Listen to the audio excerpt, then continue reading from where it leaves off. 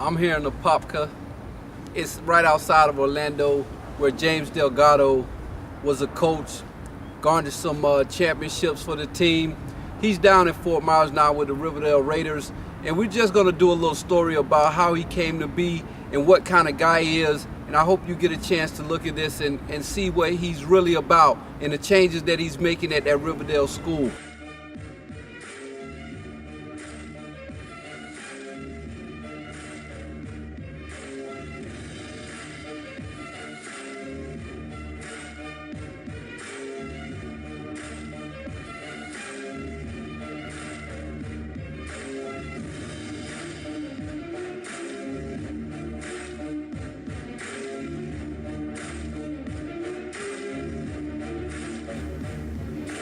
James graduated from Apopka High School, where he played and started for the 2001 state championship team. During his tenure with Apopka, he helped coach the team to 2 state titles, 2012 and 2014. They made the state run in 2013, but fell short and were runners-up. After he graduated as a player from Apopka, he went on to play football for an NAIA school, which was Weber International University, located in Babson Park, Florida. He graduated with a bachelor's in finance and master's degree in sports management. His plan was to go into the corporate business world, but while he was getting his master's degree, he had the opportunity to be a graduate assistant coach, which is where he caught the coaching bug.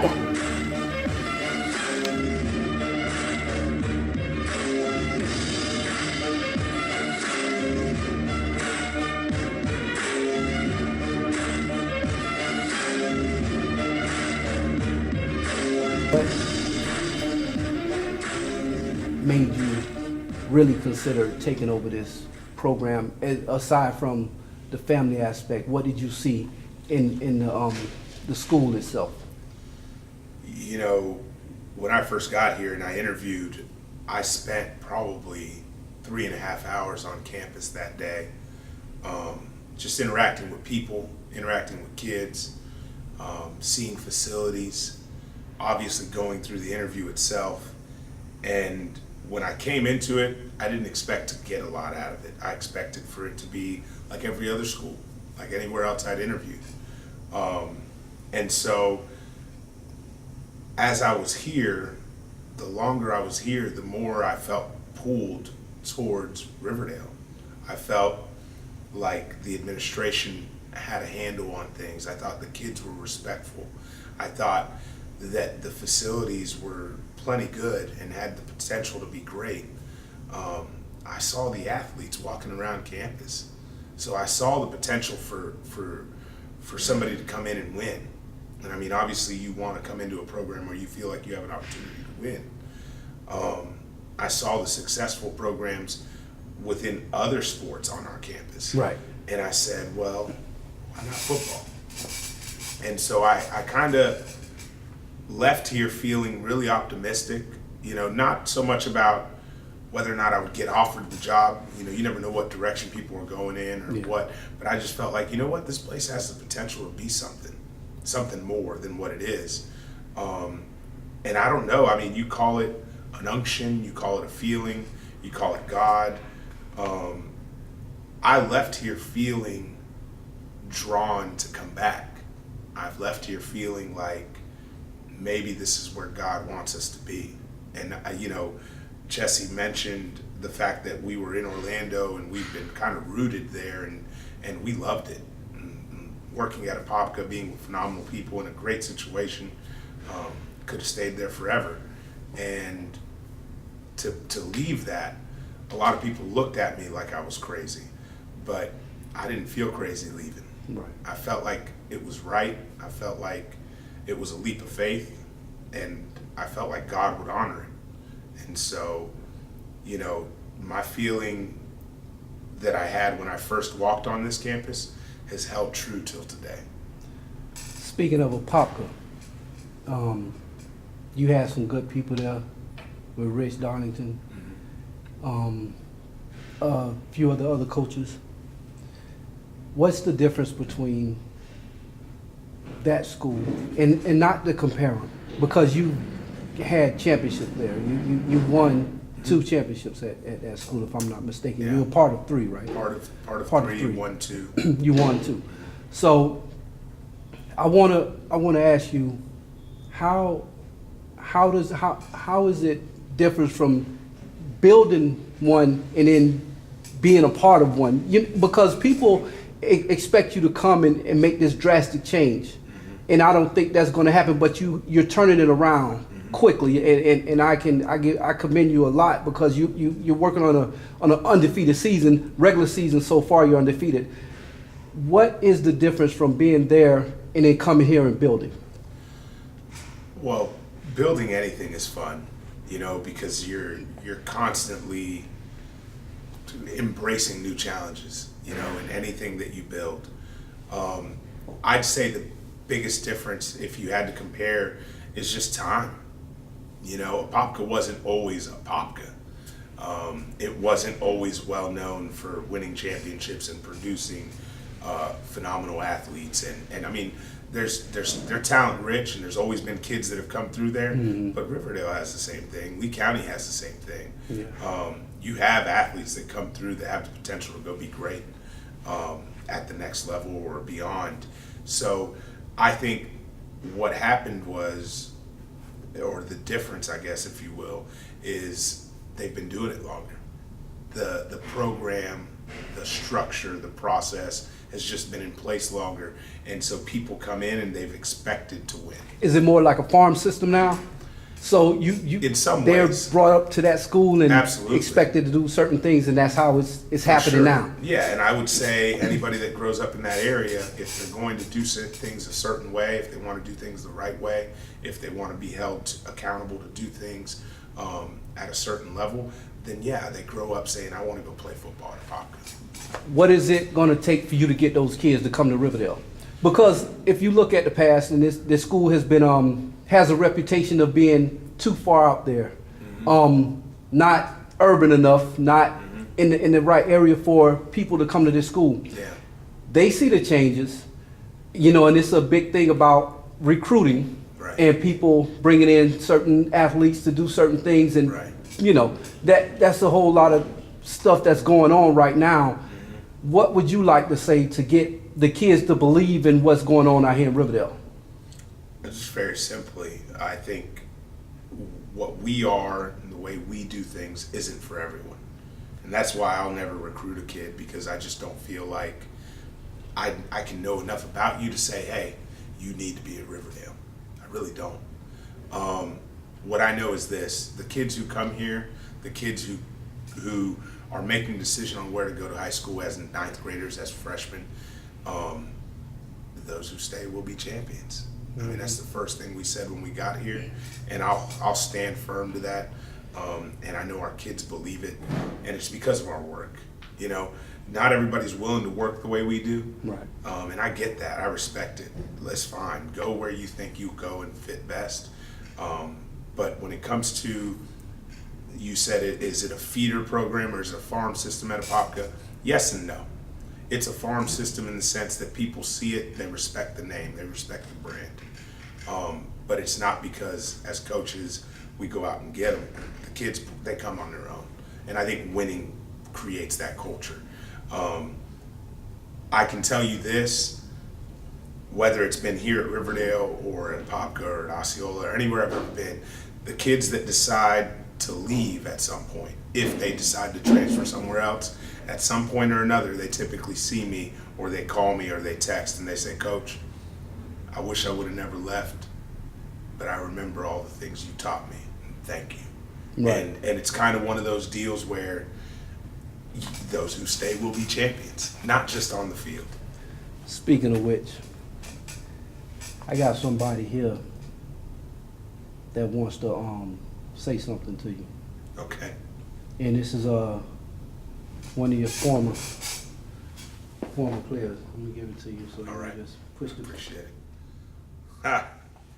Look at Chandler. That's incredible. I knew you were going to do that when you got the head coaching job down there. I knew you were going to go change that school and change that community and change those kids' lives. Just like you did at Apopka. I love you and I appreciate you, and I'll see you soon. Man, that's awesome. How'd you get your hands on that? You got your ways, huh?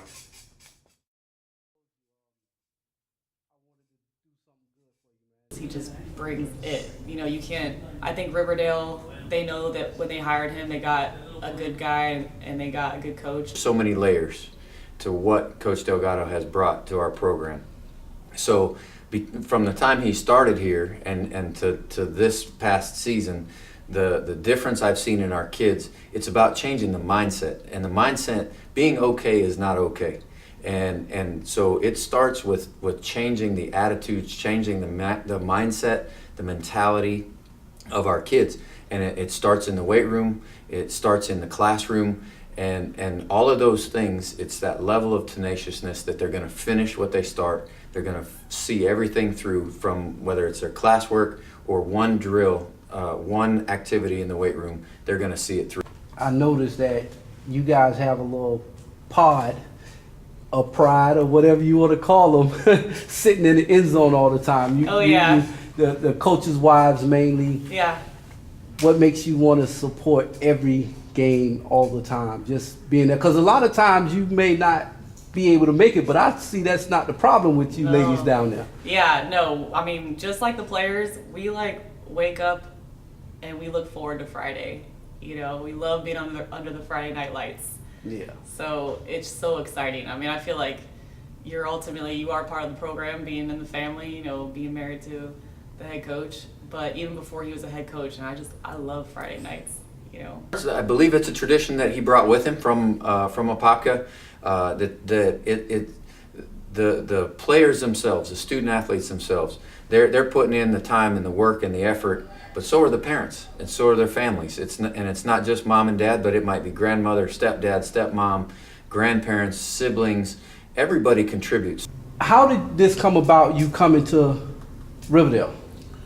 So, Jessie and I, she's known me my entire life through coaching, through football, and when I played, and when I got into coaching, we were always assistants and working with other people, you know, and doing things other people's ways. And she's a coach's wife, and we would always go through and basically see how things are done. And at some point it was like, okay, it's time to do our own thing, because we can take all the good things we've learned and make an impact somewhere else. It was funny, I almost got like cold feet a little bit or something, but obviously it's turned out to be amazing, way more than I thought it was going to be. So I want to ask you this. What brought you guys together? I know the story. Give them a little bit of the backstory about college and how you guys came to be. I mean, I don't know do you want me to answer that? Well, yeah. So we met at Weber, and I actually transferred in. So the funny thing is that James was a resident assistant with my sister, who also went to Weber. So actually he knew my sister before I did. But so they worked together as resident assistants, and you know, my sister Jamie will take the credit that she's the reason why we're together. She hooked you guys up. But it's funny because my birthday's in August, and you know, of course, football preseason is in the summer. Right. So my sister, the summer going into Weber, where I was transferred, I didn't know anybody but my sister. So she's like, I'm gonna bring some people down. So you can meet, and then we can, you know, you'll know some people before school starts. Right. And I was like, okay, so who are you bringing? And she's like, mainly RAs, and then she's like telling me who that she was bringing, and then she's like, and then there's a football player, his name's James. I was like, oh, okay, you know, whatever. Then he ended up not coming. So when I got to Weber, we had check-in for athletes. I was a soccer player, and he's at one of the check-in tables, so Jamie introduced us, and I was like, oh, James, I'm like, you were supposed to come down for my birthday, and I gave him a hard time about it. Right. And then, you know, we always joke, because since he was like checking people in, that he, I think, tried to slide me one of his keys. Yeah, instead of my door instead key. of giving her dorm room key, I gave her mine. That's not really how it went down, but He was thinking about it, I think. I will tell you, I remember that day clearly. I remember her walking in. I remember knowing who she was through her sister. I remember what she had on that day. And as far as how we met, I mean, we became great friends right away. And I think for a little while, I wanted it to be more, but she didn't. You know, she was all about being a college athlete. She was playing soccer at the time. I was playing football, and not about being serious with anybody. And so we stayed really great friends for a while. And I was persistent about being more than friends, and here we are. That's great. Great. Well, since you mentioned that, I want to ask you this. What kind of person is James? That's like, it should be easy. Because I'm gonna give it to you how I perceive him and what I met when I first met him. We were out here and I was doing my thing with the End Zone, and I was trying to get different schools to do what I was doing, buy into what I had going on, which are the lasers and things like that, to get timing for the kids. And came to him, fresh into Fort Myers, gave me my shot, started talking to him, became good friends with him, and we shared conversations, you know, as how to make things better, how to promote what I have going on, how to promote him, how to let's build his brand, build my brand together. And from that point, he showed me what his character, what kind of guy he is. And since then, he's been doing that on and off the field. And if you remember, when I came to you, I told you this program is going to change. And I see it change. I was coming to your practices at first, and I started seeing changes. And I started saying, well, he is putting a positive influence on these kids, and it's happening. And that was a really big thing for me. And you know, for me to see that, I got to know that you've seen something more in depth than that, right? Yourself. Yeah, I mean, I think that while you were saying that, I was thinking that, like, I mean, people that meet James for the first time feel like they've known him forever. Like, he just makes you feel comfortable. You can be yourself, but you also, like you said, you can just be meeting him in the first couple minutes and just know his heart and know his character, know he's a good person. But you know, I'm a little biased, and I think that he's more than just a good person. I mean, he's just, I feel like in every aspect of his life and his daily walk, like it exceeds. I mean, he's just exceptional in every area. I mean, I know, like I said, it sounds like I'm biased, but I don't ever see him in an area where he falls short. Like, you know, as human beings, we're not perfect, but he holds himself accountable. So if he does make a mistake, and again, this is off the football field, you know, if he falls short in an area that he's not happy with in his personal life, I mean, it's not okay. It's not going to sit well with him. And I feel like that translates to everything that he does in the football field. Right, absolutely. You know? And I can see that also. Your father, he's, you know, a big influence to why you are into sports and everything.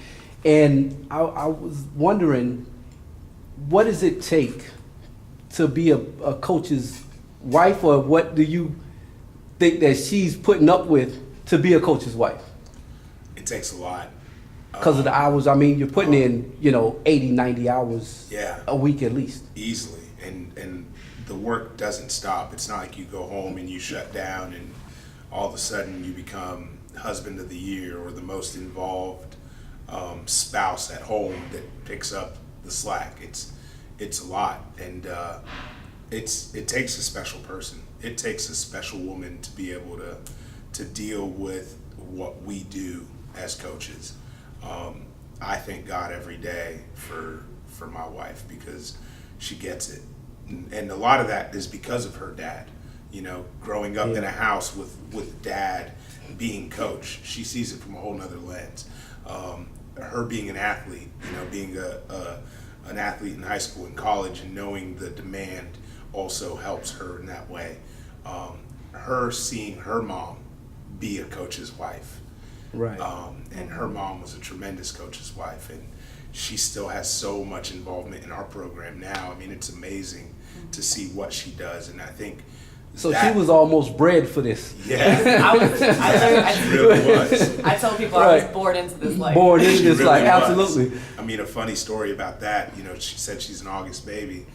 Well, she was born by C-section, and they literally scheduled the birth around football season. So her dad said, okay, well, this is the day we need to have this baby because I start camp the next week. And that's why she was born on August 8th. And so it takes a special person, and I got one. Right. That's great. Funny story about her dad. So her dad loved to play golf. And I learned to play golf because of her dad, and I enjoy it now. I don't ever get to play, but I enjoy it. So I knew it at the time that I was going to ask Jessie to marry me, and I knew when it was getting serious enough to where I need to make an honest man out of myself and let her dad know these are my intentions. We were playing golf. It was December. It was here in Fort Myers area. It was actually out at Alden Pines off of Pine Island. And after we got done playing, I remember Tiger was on TV. We were watching him, and I said, you know, I want you to know, it's just him and I at this point. There's nobody else around. I said, I want you to know that I love your daughter. I have every intention of marrying her one day with your permission. And he kind of looked at me and looked back down towards his hands and then looked back up and said, well, I can't promise she'll say yes. And that was it. And so I'm sitting there with this man. It's just him and I. Like, hey, he has some inside information. Right. And Jesse and I at this point have been dating for over 4 years. Right. You know, I mean, I've been a part of the family, and I knew how he felt about me. I knew he loved me. But that's the way he was. He was an old school ball coach. He wasn't going to show you his play before he ran it. Right. He was going to, keep it close to his chest, and I'll never forget that story. I mean, if we ever have a daughter, somebody else will hear it one day, Yeah. So that's my funny story. All right. That's great, man. It's been wonderful talking with you, Coach.